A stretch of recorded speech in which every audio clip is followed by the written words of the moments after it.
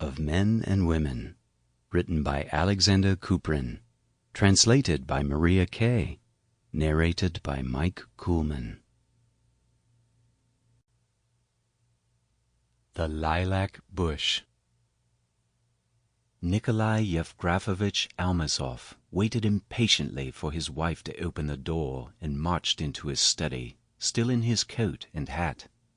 As soon as his wife saw his glum face with eyebrows drawn together and the nervously bitten lower lip, she realized that something very troublesome had happened. She silently followed her husband. In the study, Almazov stood in one spot for a moment, staring into a corner. He dropped his briefcase, which fell on the floor and popped open, and then he fell into an armchair, viciously cracking his knuckles. Almazov was a young officer of limited means and attended lectures at the General Headquarters Academy, where he had just come back from. He was there to submit to his professor his last and most difficult project, the survey map of the vicinity. Until then, all his exams went well enough, and only God and Almazov's wife knew what terrible effort they demanded. For starters, entering the academy appeared impossible. 2 years in a row, Almazov spectacularly failed the entrance exams, and only on the third try managed to overcome all obstacles through a lot of hard work. Had it not been for his wife, he couldn't have summoned the needed strength and would have given up. But Vera did not let him stay down in the dumps and constantly supported his good spirits. She became accustomed to confronting every failure with a bright, almost happy face. She gave up many necessities to create for her husband an inexpensive but necessary state of comfort, so important to someone involved in hard intellectual work. When necessary, she was his copier, draftsperson, reader, tutor, and notebook. 5 minutes passed in heavy silence, broken only by the dull and limping ticking of an old alarm clock, familiar and annoying. 1, 2, 3, 3, 2 clear strikes, followed by a third one with a hoarse hiccup. Almazov sat there, still in his coat and hat, staring off to the side. Vera stood 2 paces away from him, also silent, with suffering all over her lovely, nervous face. Finally, she spoke up first, with the caution unique to women when tending to a badly ill loved one. "What about your work, Kolya?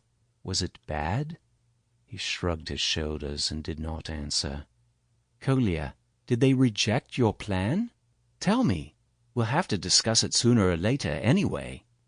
Almazov turned quickly to face his wife and spoke heatedly and irately, as someone expressing a long-concealed hurt.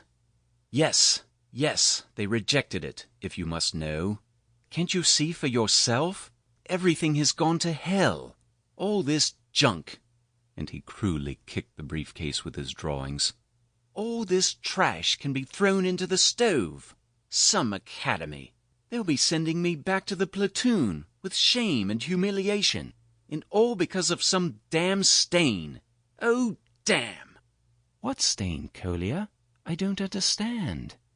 She sat down on an armrest and put one arm around Almazov's neck.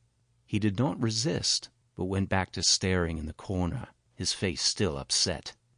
"What stain, Kolya?" she asked again. An ordinary stain. A green paint stain. You know, I was up until 3 in the morning last night, because I had to finish this.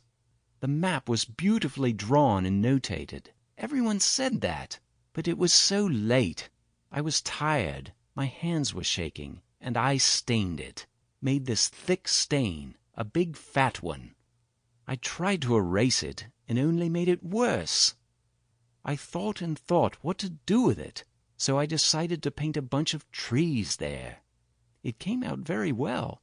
You couldn't even tell there was a stain. So I brought it to the professor. "Right. Well, where did these shrubs come from, Lieutenant?" I should have told him what happened. Maybe he would have just laughed about it. But no, he wouldn't have laughed. He is a very neat, pedantic German. So I said, "There are shrubs."